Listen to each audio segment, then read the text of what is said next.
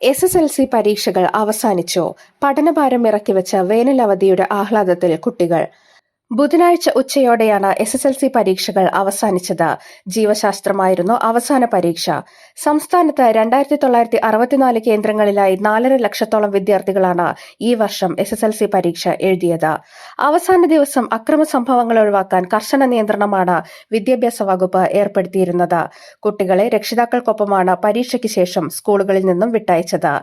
കേരളത്തിൽ 2964 കേന്ദ്രങ്ങളിലും ലക്ഷദ്വീപിൽ 9ഉം ഗൾഫ് മേഖലയിൽ 7ഉം പരീക്ഷാ കേന്ദ്രങ്ങൾ ഒരുക്കിയിരുന്നു. ഉത്തരക്കടലാസുകളുടെ മൂല്യനിർണ്ണയം ഏപ്രിൽ 3 മുതൽ 26 വരെ 2 ഘട്ടങ്ങളിലായി നടക്കും. മൂല്യനിർണ്ണയത്തിന് 72 കേന്ദ്രങ്ങൾ സജ്ജമാക്കിയിട്ടുണ്ട്.